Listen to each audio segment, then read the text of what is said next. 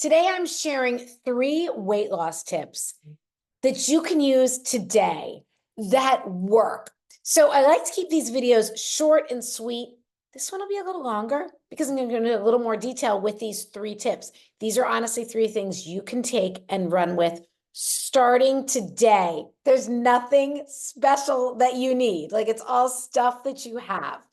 So what are those 3 tips? Some of them you've heard from me before if you've been in my world. Number 1, prioritize protein and produce. You know I was going to say that. Number 2, get your steps in. You probably knew I was going to say that one too. And number 3, keep track. So let's start with prioritize protein and produce. What you are putting into your body has a bigger impact on your body composition than anything else. So people always ask me, like, what's the best workout for weight loss? There isn't one. Well, I'm going to share what it is, but it's not what you think. So what you're putting into your body is going to have the biggest impact. If you want to truly lose weight, burn fat, you need to be in some sort of a calorie deficit. But it's not just about which means you are taking in fewer calories than you are burning off. But it's not just a numbers. It's not just a game of math. First of all, we can never figure these things out exactly. But here's what taking in the right type of calories if you want to lose weight and keep it off. So, and that is why I say prioritize protein and produce. Build your meals around high quality protein. We are talking animal protein. Meat, like lean ground beef, chicken, fish, eggs. Eggs are not as super high in protein, so I usually add something else to supplement.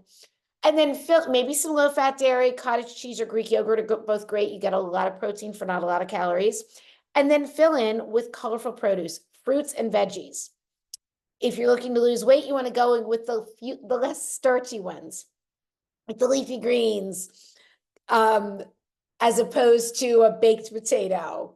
Berries as opposed to a banana. Again, not saying you can't have a baked potato or a banana, but I'm saying start with the lighter, the less starchy fruits and veggies. Doing this alone, eating this way, prioritizing protein and produce is, if you do that, it's way easier to get into a calorie deficit even without tracking anything. Protein, so you want to always eat the protein first. And you want to be getting, the one thing you do want to probably be counting is grams of protein. You want to be aiming for at least 30 grams of protein per meal. That's not the weight of the food. That's the actual measure of protein in the food. So I'm going to give you some examples. Like a can of albacore tuna is around 29 or 30 grams of protein. Mix that with a little Greek yogurt instead of mayo. Throw in a chopped up hard-boiled egg, and you've got a really protein dense, like you've got about 40 grams of protein right there.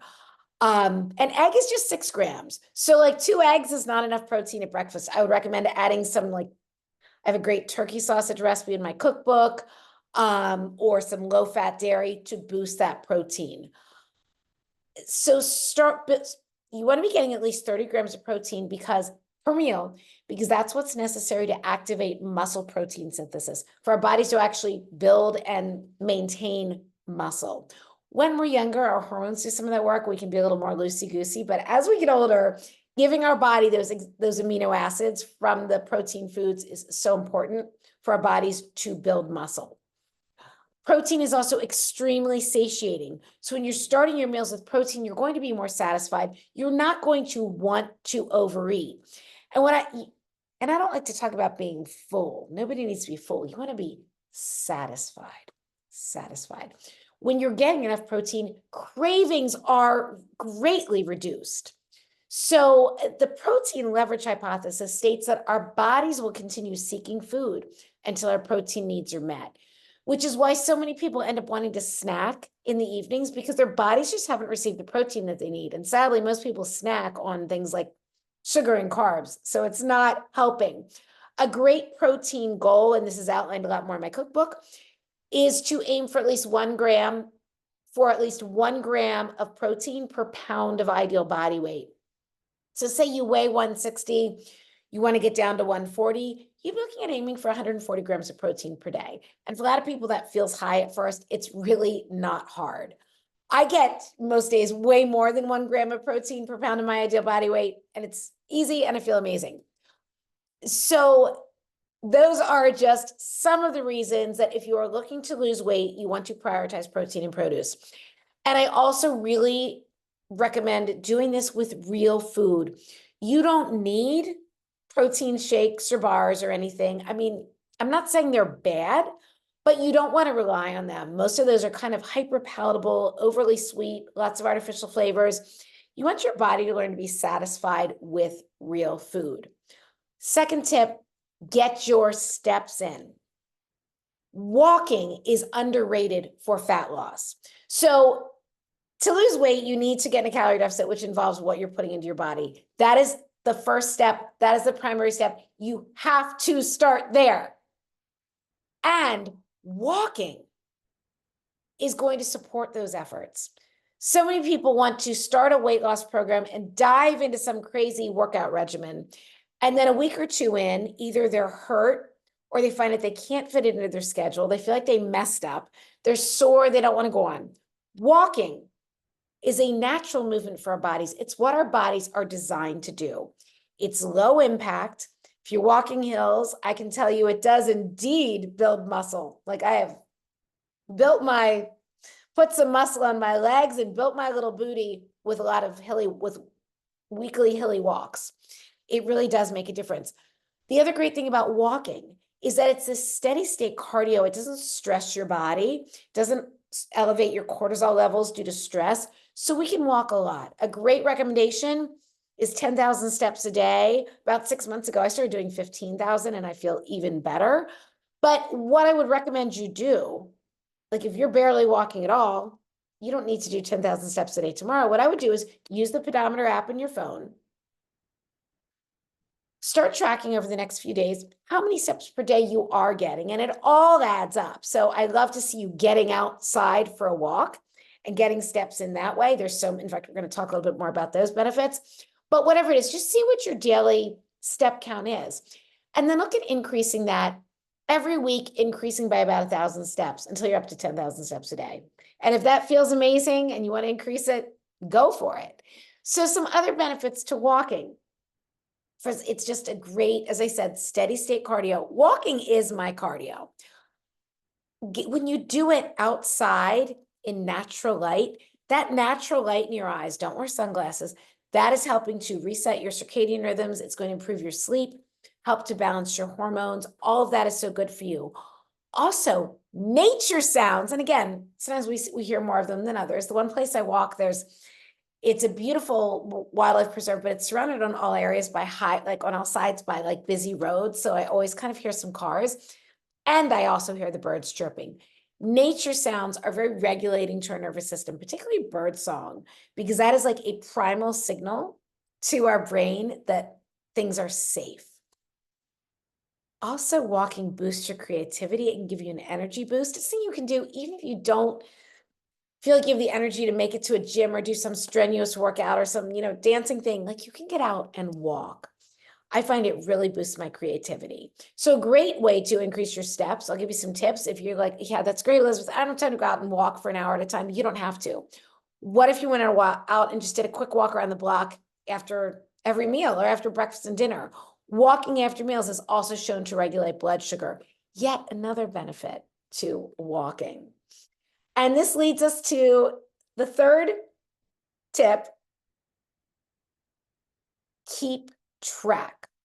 A study of over 1,600 people showed that those who tracked what they ate lost twice as much weight as those that didn't. And that's actually why I created my journal, the Happy, Healthy, and Hot Journal, which you can find on Amazon.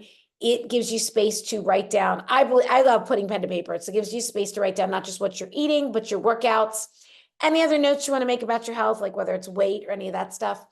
And also room for affirmations, intention for the day, things you're grateful for. So many great things. It pulls the mindset, nutrition, and fitness together. But I don't care if you use my journal, use an app, you just grab an old spiral notebook that you have around the house and start writing stuff down. There's several reasons why keeping track is going to help you lose weight.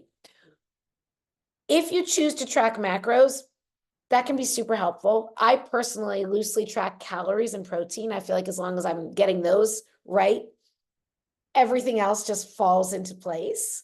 So if you think counting macros is overwhelming or you don't know where to start, you don't know what to do, that's okay. Just start writing down what you're eating and be honest with yourself. This allows you, first of all, you're holding yourself accountable. You're less likely to reach into the jar of M&Ms and grab a handful if you have to write it down. Because you're like, then it makes you pause for a moment and think, do I really want to do this? Is this my best move right now? Generally, the handful of M&Ms is not the best move. Just I'm not against ever having chocolate, but probably the handful of artificially colored little chocolates isn't your best move. So writing it down or tracking in some way holds you accountable. It does help you make sure you're hitting protein and calorie goals if you're doing that. It also helps you to see patterns and then see which ones are working for you and which ones are not. So you might notice a pattern of the nights that you don't sleep well, you want more sugar the next day. Okay, note to self, go to bed earlier, work on optimizing sleep. You might notice that days where you didn't get as much protein, maybe you feel differently the next day. So it just gives you a chance. Keeping track gives you a chance to notice what's working, what's not working, allows you to see patterns, and it allows you to celebrate your wins because it's really something to celebrate when you see that you've been consistently showing up for yourself. So I know this video was a little longer than most, but I wanted to share some real life tips that you can use today. Prioritize protein and produce, get your steps in, and keep track. And if you find these videos helpful, I would be honored if you subscribe, if you share. Let's get the word out. You can love your body and your life at any age.